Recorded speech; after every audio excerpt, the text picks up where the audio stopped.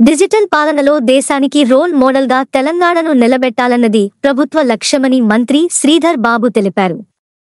Meta మీ సేవ భాగస్వామ్యంతో రూపొందించిన మీ సేవ సర్వీసెస్ ఆన్ వాట్సాప్ ప్లాట్ఫామ్ను ఆయన బంజారాహిల్స్ తాజ్ కృష్ణాలో ప్రారంభించారు.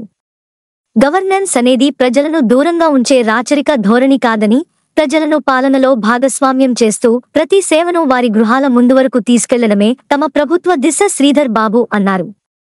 గత బీఆర్ఎస్ పాలన ప్రజాస్వామ్య స్ఫూర్తికి విరుద్ధంగా నడిచిందని, ప్రజల భాగస్వామ్యంతో టెక్నాలజీ ఆధారిత గుడ్ గవర్నెన్స్ ను అమలు చేస్తున్నామని తెలిపారు. టెక్నాలజీని కేవలం సాఫ్ట్వేర్గా కాకుండా సమానత్వ సాధనంగా చూస్తున్నామని, రాష్ట్రంలోని చివరి వ్యక్తి వరకు టెక్నాలజీ ప్రయోజనాలు చేరేలా చర్యలు తీసుకుంటున్నామని మంత్రి శ్రీధర్ బాబు తెలిపారు. ఏటా 10 లక్షల మంది యువతకు ఏఐ శిక్షణ ఇవ్వాలని రాష్ట్ర ప్రభుత్వం లక్ష్యంగా పెట్టుకున్నదని చెప్పారు.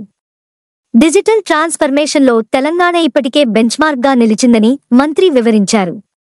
దేశంలోనే తొలిసారిగా ఏఐ ఆధారంగా Telangana digital exchange, AI city, AI university, innovation hub ఏర్పాటు చేసిన ప్రత్యేకత తెలంగాణదేనని అన్నారు. 38 శాఖలకు చెందిన 580కు పైగా పౌర సేవలను వాట్సాప్లో ఫింగర్ టిప్స్ పై అందుబాటులోకి తేనటంతో ఇతర రాష్ట్రాలు కూడా తెలంగాణ మోడల్ను అనుసరిస్తున్నాయని అన్నారు. జెన్ ఏఐ, మొబైల్ ఫస్ట్ అప్రోచ్తో పౌర సేవల డెలివరీలో తెలంగాణ కొత్త ప్రమాణాలకు నాంది పలికిందని మంత్రి తెలిపారు. త్వరలోనే తెలుగు, ఉర్దూ భాషల్లో కూడా మీ సేవలను అందుబాటులోకి తేవడంతో పాటు టైప్ చేయకుండా వాయిస్ కమాండ్తో సేవలు పొందే అవకాశం కూడా కల్పించనున్నట్లు చెప్పారు.